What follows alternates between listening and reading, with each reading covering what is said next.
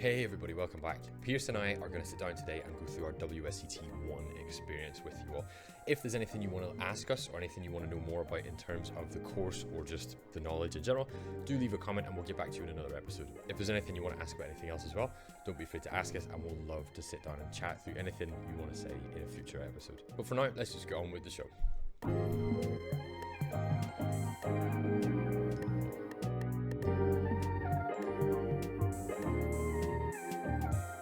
So like I said at the top of the show, today what we're going to do is just have Pierce and I go through the WSET Level 1 course that we did a few weeks ago now. It must be about 3 weeks, I think. Maybe a month, actually.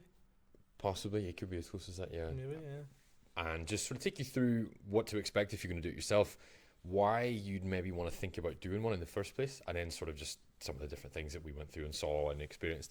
We also there was a wine list that we were given throughout the day, so if you hear anything that we're mentioning, we might not mention the specifics, but the specifics will be in the notes down below where you can order them for yourself if you find it interesting and you want to try things for yourself as well. And we'll take you through as much detail as we can just about some of the things that happened, and hopefully you'll enjoy that and maybe feel inspired to take on a course yourself. But yeah, what did you think of the day, first of all? I thought it was different. Like, it was something you didn't expect. You know, like, it's an early morning start. I didn't realize it was going to go on for so long. That's one thing. But like, you don't expect to be able to do something like that. In what sense? You never thought you would go and do that in your life. As in do a course where you would be drinking throughout the day?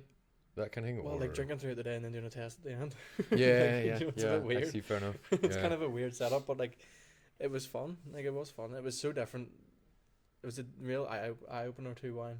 Yeah. Like, in general, like compared like with food and stuff, like how, like what you always hear about wine with food, and you know, we have this with that, and it's like, okay, maybe they just taste nice. Yeah. But there's actual reasoning to it. And yeah, I didn't realize there was actually meaning behind it. And I think when you get the chance to do a proper, like, not like how it sort of mechanically goes together, not in a, so you can see what doesn't work as well as what does. Yeah. I think that was useful. I found and we'll kind of go through that in a little bit of detail as we go on, but having that opportunity to do something that people talk about quite a lot, but then also actually understand why and see some combinations that explain it in detail to you, as opposed to just sort of you taking it for granted. I really valued that as well. But like I said, it was a bit of a surreal thing to do as a qualification. The idea of being walked through products while using and trying and writing and thinking about them directly. It's not something maybe in the wine and spirits industry it happens all the time, but probably elsewhere it's not really something I think you would get to do very often, which is quite good. Yeah. Not a lot of places. You know, obviously if you're going by yourself, you can go and do it, but would you have the knowledge to go and do it if you were anywhere else? Do you know what I mean? Yeah, would you know to do it? Yeah. Yeah. Like, would you know where to go and how to do it? And that's what I wanted. That's what I've got in the notes for today, is the idea that it's not so much something you would do straight for the enjoyment. Obviously, wine pairing menus, wine tasting, things like that is to inform yourself on products that you do and don't like, and to obviously widen your horizons and things like that. But it doesn't take the enjoyment out of it, obviously, but it makes it a separate thing. So it makes the enjoyment separate through the wine and helps you understand that. So it shows you that there's more than just. So a lot of people understand now what like wine appreciation is and how to engage with it on a more sophisticated level than just drinking it and saying it's good or bad or whatever. But I felt the course actually separates that and shows you how to then help other people appreciate it, which I thought was quite important. And it kind of explains to you that from a service point of view, there's way more to think about and way more to be involved with than just maybe giving a recommendation because you like it, giving a recommendation because of like certain objective things about a wine rather than stuff that you like. And that was really, really valuable because I had started obviously to build some awareness of what my profile is and what I like and what I enjoy and what I will then recommend to people. But then the idea of just being able to look at something and go, well, this has got to be pretty close to what you want, even though I don't necessarily know much about it. I can tell from looking at it what you might think of it. And then the idea of then serving, storing and interacting with people from the other side of the bottle essentially was really, really valuable.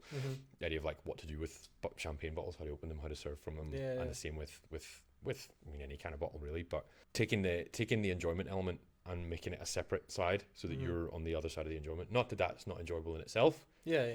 but putting you on the other side of the bottle, I thought was really, really valuable to me anyway. Yeah, definitely. It just makes wine so much more than what it actually is. Before we went up, wine was just you drink Work. a bottle, you like it. Yeah. Yeah.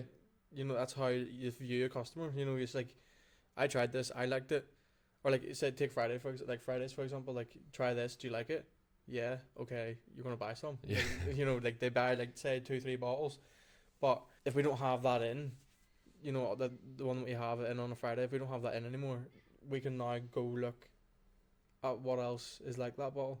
Since they've tried that, and you can move on and be like, well, since you tried that and you like that, I now know that you're gonna like this, even though it's not the same grapes, not the same region, it's not the same country. And so I think if you take that, there was also some pretty interesting stuff to do with what's popular versus what's accepted as good. Yeah. So I can't remember, it was one of the rosés that's like, Barefoot. was it Barefoot Rosé? Which was the Pink Moscato. Pink Moscato. Yeah. The highest selling bottle of wine in the world or something like that, despite the fact that most people don't really consider it to be. It was that they compared that and the Jumper. They make 260,000 bottles or something of, maybe it could have been more. Yeah. But I think it was like 260,000 bottles. Take that for example of the Barefoot Pink Moscato, but only make like 30,000 of the Jumper. Yeah. That's where the comparison was. Okay. And even though the Jumper is $11.99, $12.99, something around there.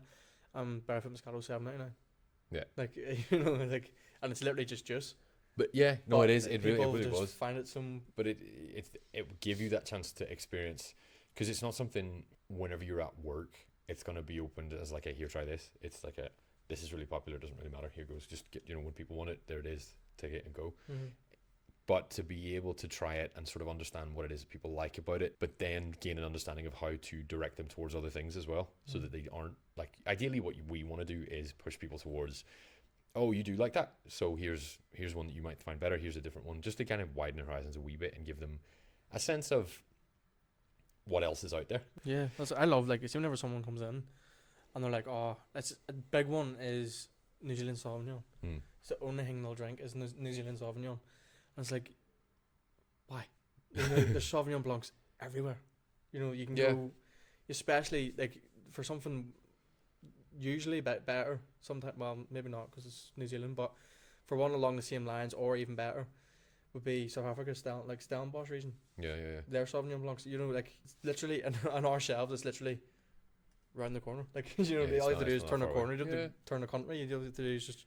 So this is, I think, for people who aren't really that confident in terms of moving away from what they like, but want to know how to, that a course like this, because it's a level 1 course, it's not a massive thing, it's not a huge undertaking, it's a day. It will give you the opportunity to sort of go step outside your comfort zone for yourself rather than get someone else to do it for you, which I kind of liked. Like I said, so we talked about the idea of pairings as well, which that was one part I just thought was, that really blew me out of the water. I was just like, how does it change so much? You know what I mean? It wasn't we weren't getting whole dinners. It was literally 1 week cube of cheese. Yeah, the simplest form completely. of each kind of major flavor. Yeah, we had. So the structure of that was, there were 6 different wines, all very, very, very varied from one another. Yeah, and then for each of them there were 6 to 7 different kinds of food, but very, very basic reductions of not just of flavors. It wasn't a sample of a dinner. It was a cube of cheese, like you said, or there was some MSG or a slice of ham. Yeah, and it gave you that opportunity to try each wine with each of those flavors, and then note the reaction and your reaction, the reaction possibly within your mouth, and how the flavors interacted with each other. Mm-hmm. And that, as an exercise, I thought was just super valuable. Being able one of the best things, definitely. really, really, really good. Just being able to, obviously, you understand already that these things will interact in good and bad ways, but then you start to see it for yourself as to what it is that does and doesn't interact well. Mm-hmm. That was really, really good. And if that is something that I know that so if I was to make it a personal thing, my wife doesn't really have she doesn't like to interact with the fact that wine pairs well with food. She doesn't really. It's like a patience thing almost to not look at wine and go, oh, I can pick out this. It's just red wine, white wine. Yeah. And sometimes you can kind of get her into that idea of, okay, I get some sort of red fruit or whatever it is from this. Mm-hmm. But I think an exercise like that for people like her who are just like, yeah, nah, whatever, don't really mind, don't really care. The drink. Yeah. The wash down the food. Will start to that can almost open the door to seeing. Yeah, well, even the tastings as well. Like, whenever we were doing our tastings like downstairs, whenever they talk to you, you can whenever you're being told what you're tasting, you can taste it more. I think when we were doing tastings, it's like you'll taste like say blackberries, you know, gooseberry, blah blah. But hearing that and doing that exercise made me now actually know what I'm tasting. Yeah. Do you get what I mean? Yeah. Like, if that makes any sense at all. Like, it probably doesn't, but like whenever I taste it now, I can actually pick out the flavour better than what I could before the. Oh, okay. I think for anyone who is in that position where they don't really see the value of like, oh, wine can interact with food, or wine can have different flavours depending on how you have it, when you have it, where you have it, how it's stored, things like that. If you're just a complete non-believer, these courses will very much change your mind. Mm-hmm. Even if you're not interested in wine, you'll probably still take something massive away from a course like even this. they even talk about like if you work in a restaurant, they tell you this is how you should present the bottle, this is how you should open a bottle, this is how you should talk about the bottle to the customer that's ordered it, and then opening it there and then with them, if it's corked, obviously how to open a bottle corked properly, stuff like that. There, it's really, really valuable, I think. But then, so from the point of view of like the day itself, because I know a lot of people who maybe not done these courses but might have that interest would maybe want to know kind of what it looked like. Should we go through? Not necessarily. Yeah, we'll go from start to finish, like relatively quickly, and see if we can sort of cover off what the day. Ethan nearly missed the train. What do you mean? Oh, I didn't nearly miss the train. Okay. You literally got there and like 2 minutes later, the train showed up. I was ready for quite some time, and I was getting a lift. Yeah. Well, we'll say no more. Yeah. Yeah, got on the train, went up, and we were quite early. It was like 40. Yeah, more than 45 minutes. Yeah, it was about even with the walk. Yeah, it was quite not a long walk, but it was. It was nice, and it was a nice day too. It was a really nice day, which was quite good. Yeah, and you're right on the Lagan River, which was pretty cool. Direct wine shipments. I didn't really know what to expect from it, because it was one of those things where I like when there's something like that there are fewer people, because then you can kind of talk a bit more. Mm-hmm. But then when we went in, there were maybe like 24 seats out, something like that. So again, for people who want to do these courses, it's not something to come into feeling intimidated in any way. No, definitely not. Because I know that I would be quite bad for going into anything like that, being like, oh, everyone knows more than me. You're just going to be laughed out of the room. Almost. Yeah. But everyone was kind of in the same boat. It's like everyone's looking at you knowing you're not meant to be here. Yeah. Kind of thing. But then you kind of realise very quickly, same as with anything else, everyone's there for the same reason, whether or not they want to be. And if you kind of engage with that, you'll be fine. And it was like, there were times to talk and times to say things out loud and sort of talk about your favourite stuff, which is the first thing they did, was ask you who you were, where you're from, and what your preferences actually are. So that was really, really cool for actually then not feeling that your own preferences were kind of cliche. Yeah. I was really worried that, I was going to say, I think it was like Australian Reds or whatever. Mm-hmm. Everyone was going to be like, seriously? But, Australia? Yeah. Really? People weren't like it, which was really good, and you got a lot of the things that people did say weren't that cliche either, so it was kind of nice to see. A couple of people said stuff and I was like, what? So it was I enjoyed it from right from the beginning. There was that sense of being relaxed about stuff, and then so I don't know, like it wasn't the course wasn't delivered by people in tuxedos with the two people that like they were really dead on. They were your mate talking to you about it. They weren't your teacher. Yeah. That way. They weren't like a professor or anything at a university. They were literally just your mate teaching you something about they know. Although one of the instructors did say the other one was a sherry master. But they kind of moved on. They've moved on to the real basics of like, was it regions or no? It was winemaking first of all. Winemaking, yeah. First, yeah. It was actually it started off actually with what a grape is. Basically. And with the structure of a grape, yeah. We had to peel the grape by hand. That was quite interesting. That was quite hard.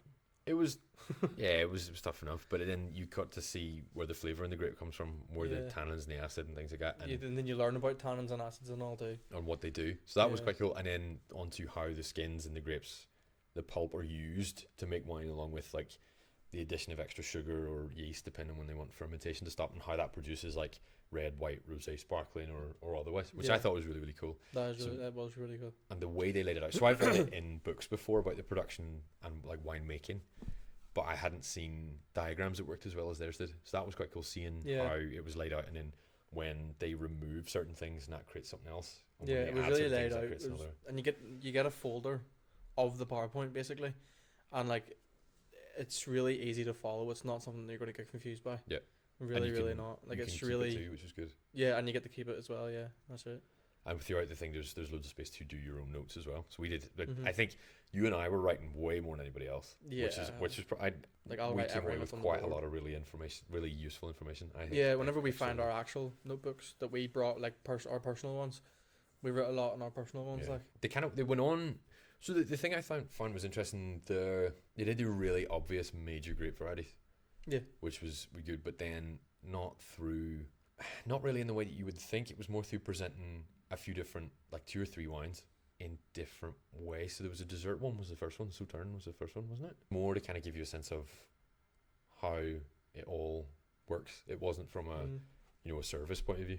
Yeah. But it's more. But then that was how they introed, I think, to the idea of your major grape varieties, and then they broke it down from there into they started with. But then you learn about like the regions and what grapes you'll find mostly in the regions as well, which I thought was really good. Not a lot of people would know Bordeaux is a mix of this grape and this grape. Yeah. You know, like they would just call it Bordeaux wine. But then, so from there, I can't remember, was it the service next? With the idea of storing wines and how to measure what temperature to keep them at based on how heavily bodied they were. Yeah. Which, I mean, like everybody knows to a certain extent that some wines should be colder than others in terms of storage, but to get a sense of, reading the label and going, okay, boom, and knowing where it goes was really, really useful. Like especially, I'd say in like really, really like probably like Michelin star restaurants, they probably have about 5 fridges just for wine at different temperatures. Yeah, in my head, probably they maybe don't, but in my head, that's the way it would go because of how, like if I was running one, I would have it. This wine fridge set at 8. This wine fridge set at 6. This wine fridge set at 11, 12. Yeah. In my head, that's the way that would go, but you would never know that. You would think that they all just be stored in a room. But then the pressure in a champagne bottle and how to use that and how to tell when it's not been cold enough because of what the noise it makes and stuff like that. I thought that was really good. And I'm not trying to talk about all this stuff without giving away what's on the course, because then there's no point in people doing the course.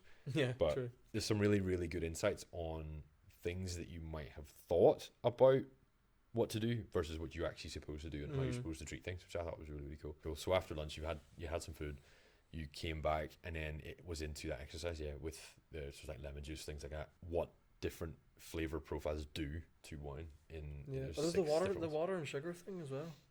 Yeah, and how you can perceive different levels of acidity and stuff, acidity and sugar, and then shows you teaching you how much sugar you can pick up in something that's not very sugary, even whenever it feels like it's very, very intense, and how acid then interacts in the same way, and then when you put them together, just how they then not cancel each other out, but how they create something much better. That was quite cool. Yeah.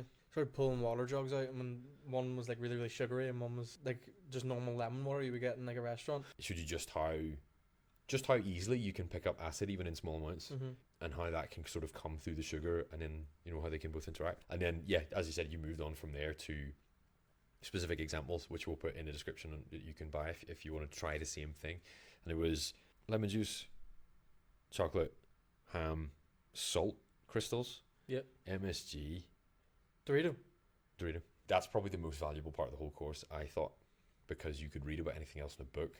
Yeah. But that practical part was, you have to do a practical. Yeah, you can't really put a value on that. And the thing is as well, you don't actually realise how different everybody's palate is. Yeah, because that was the thing is about the idea of rating them. Did you think that was a good interaction or a bad one? And you do get a real variance. I'd be like, and then look over to him and he'd be like, I'm like, what? Like, how can you feel that? And then you'd be like, well, what's wrong with it? Right. It's so different. So it was good to really get like actual hands-on experience with stuff. But so you got to that point during the day, and it was like, I think it were 12 different wines we'd ended up trying, and then you have to do an exam on everything you've learned throughout the day. Yeah, that's the one. Like, that's the one part that kind of just like doesn't really make. Like, if you told someone that I went and tried 12 different wines and then done an exam on them, they'd be like, what? Yeah. It's like, it's weird unless you know. Obviously, like we're talking about, unless you know what you're getting into, like if you said it to someone and they don't know what you're on about, It's a strange day. It's a strange Yeah. setting. But because we knew what we were doing and why we were doing it, obviously it didn't feel strange. Yeah. You know. To be in that room all day and have that much to drink, and the heat, it was quite hard. It was really boiling. hard not to fall asleep. So It was so warm. So At if the you- end, it was like they give you like half an hour to like go over your notes before the exam, and I was just like, just give me the paper. yeah. Just let this be over. And it was, if you are going to do one of these, definitely bring enough water for the day. And like they will give you water, but bring enough water that you can kind of keep yourself going, because it does get like sleepy territory. Because not because the course is boring, but just because everything going together just is the perfect combo for sleep.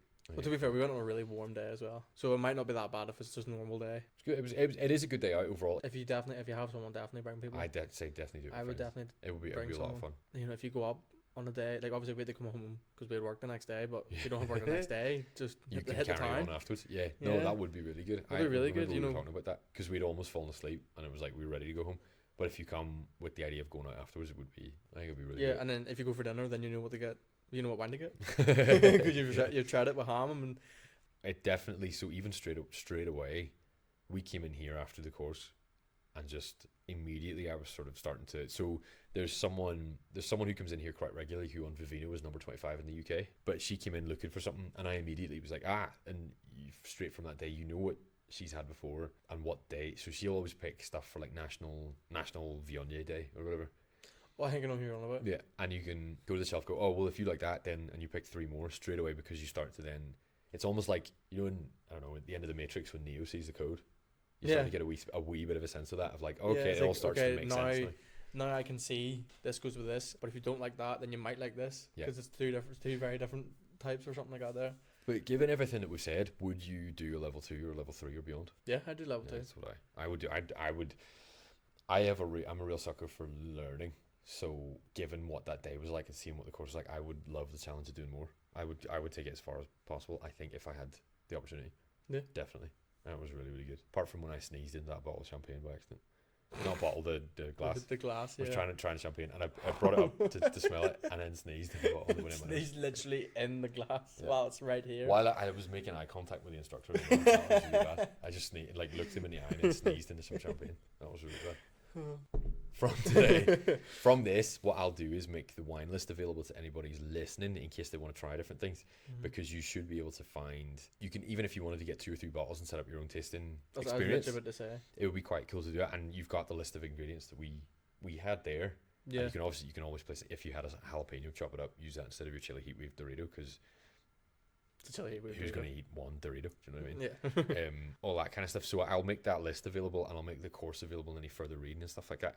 But if there are any questions, this is one thing I really want to get into with these, is that if there are any questions that you have off the back of this, or for us, just either as just the 2 of us, or for us having done a WSET, do ask them, because you can comment on Spotify episodes, you can send us stuff on social media as well. And if this is something, if you know someone who is just getting into wine, or is just sort of enthusiastic but not really knowing what to do, or is maybe a bit stubborn and doesn't really want to get into it, send them this as a way of like giving them a bit of insight, possibly on like maybe think of it in a different way, or use this experience to sort of start yourself off. It'd be really cool to kind of get people from that point of view as well. Yeah, 100%. Yeah. Is there anything else you want to leave people with before we're finished?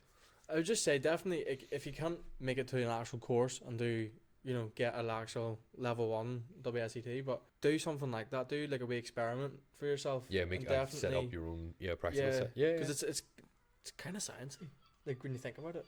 Yeah, like, it's like honestly, if you haven't realized what different foods do to different wines, definitely do something. Like definitely do like a wee plate that we had, buy 3 or 4 different wines. Honestly, it will change your whole perspective about wine completely, because it did for me 100%. And I think like if you're listening and you're in this kind of industry or a restaurant, I would definitely do it, because it gives you a whole new idea on how to even recommend someone a bottle of wine. Yeah, completely, because you'll taste it, and 'cause a lot of our customers come in and they're like, I'm having this for dinner. I would never have known. Like they were having what to do. I was editing an episode the other day of this, and you'd asked me what to recommend with the bolognese, and I couldn't answer. Oh really? Yeah. Well, I couldn't. It wasn't that I couldn't answer it, but I made a guess at something that I liked. Yeah. I wanted with one. Yeah, that you would have liked with it, but Yeah. now that you know, see, So it's even things like that, like yeah, like even, knowing, you've literally just proved knowing what you like versus what is actually meant, or not meant, what but is in a lot of ways better. yeah. Yeah. So it's really, really good from that point of view. But if there's anyone has any questions or things, just send them to us, and we'll try and direct you in the right way. Yeah. But otherwise, thank you very much, and we'll see you in the next one. Thanks so much for listening to the Vintage Podcast. Everything on this show is produced in-house, including the music. If there's anything you'd like to ask us, or if you'd like to pose a question for a future episode, check out the links in the description where you'll be able to find contact forms, email addresses, and social media links, as well as links to any of the products that we've mentioned on the show. If you want to follow us just to keep up to date with episodes, you should be able to do so on most major podcast platforms. And if you want to ask us about anything, we're always here to talk. Please don't forget to follow the show, and we look forward to hearing from you in the near future. Thanks.